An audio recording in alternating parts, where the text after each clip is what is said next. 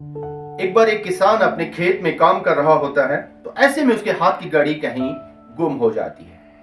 अब वो घड़ी को ढूंढने के लिए बहुत मेहनत करता है, पर वो घड़ी उसको नहीं मिलती है। ऐसे में किसान कुछ बच्चों को बुलाता है कि वो घड़ी ढूंढने में उनकी हेल्प करें। बच्चे काफी मुशक्कत करते हैं, पर वो घड़ी किसी को नहीं मिलती। ऐसे में वो निराशा से किसान अपने खेत से वापस जा रहा था। तभी एक छोटे बच्चे ने किसान से पूछा, अंकल जी, मैं एक बार और कोशिश करना चाहता हूं। क्योंकि बच्चों को किसान ने कहा था, जो मेरी घड़ी ढूंढ कर देगा मैं उसको बदले में इनाम दूंगा। तो इस बच्चे ने एक बार और ट्राई करने की ठानी और ये छोटा बच्चा खेत में गया और खेत में जाकर कुछ ही देर में घड़ी लेकर वापस आ जाता है। ऐसे में किसान बहुत हैरान होता है और उस बच्चे को मुस्कुरा कर पूछता है, बेटा आपको ये कैसे मिल गई, जबकि हमने सब ने मेहनत की और हमें घड़ी नहीं मिली थी। आपने ऐसा क्या किया कि आपको ये आसानी से मिल गई? उस बच्चे का जवाब बहुत ही सिंपल था। उस बच्चे ने कहा, मैंने कुछ भी असाधारण नहीं किया। मैं बस खेत में बैठा और कुछ पल के लिए अपनी आंखें बंद करके घड़ी की टिकलिंग को सुनने की कोशिश करने लगा। और जल्दी से जब मैंने अपनी आंखें बंद करके कानों को खोलकर घड़ी की टिकलिंग को सुना, तो मुझे उसकी दशा पता चल गई। तो इस तरीके से मैंने उस घड़ी तक पहुंचा और मुझे ये मिल गई। मेरे प्रिय भाइयों और बहनों, हम जीवन में इतने व्यस्त होते हैं और हमारे आसपास के हालात हमें इतना ज्यादा व्यस्त बना देते हैं कि कभी कभार हमें वो खोई हुई ब्लेसिंग, वो खोई हुई आशीषें हमें नहीं मिल पाती है, जबकि वो हमारे आसपास होती हैं।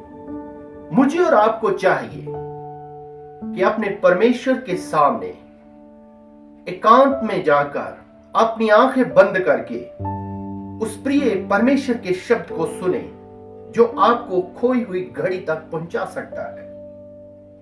ये बहुत ही एक जबरदस्त कहानी थी जिसने मेरे हृदय को छुआ और मैंने आपके साथ भी इसको शेयर किया है। नीतिवचन की पुस्तक 4 अध्याय के 23 वचन में ऐसा लिखा है, सबसे ज्यादा अपने मन की रक्षा कर, क्योंकि जीवन का मूल स्रोत तो यही है। हमें अपने मन और विचारों को कंट्रोल करना चाहिए।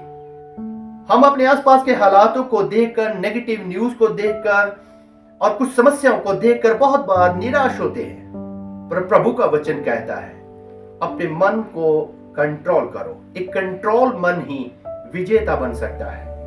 यदि आज हमारा माइंड कंट्रोल नहीं है, तो ये सबसे बड़ा हमारा शत्रु है। इसलिए आज से अपने विचारों पर कंट्रोल करें, अपने मन का कंट्रोल करें। प्रभु चाहते हैं कि आप उसकी सुंदर और मधुर आवाज को सुनने के लिए पहले तैयार हो जाएं। शांत बैठकर और अपनी आंखों को बंद कर उस प्रिय परमेश्वर के शब्द को सुने, जो हमारे लिए प्रेम पूर्वक और अच्छी बातें बोलता है।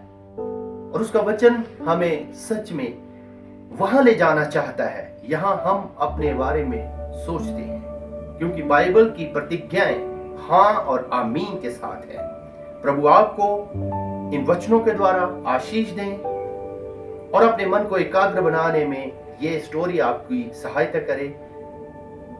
मैं प्रार्थना करता हूं कि आने वाले दिनों में आप इस प्रैक्टिस को करें, एकांत में बैठकर प्रार्थना में, घुटनों में, अपनी आंखों को बंद करके अपने प्रभु प्रिय अयाली, अपने सृजनहारे, अपने परमेश्वर की आवाज को सुने। वो टिकलिंग, वो मधुर स्वर आपके कानों में आएंगी और आप 100% आप ब्लेस्ड हो जाएंगे। प्रभु आपको आशीष दे। जय मसीह।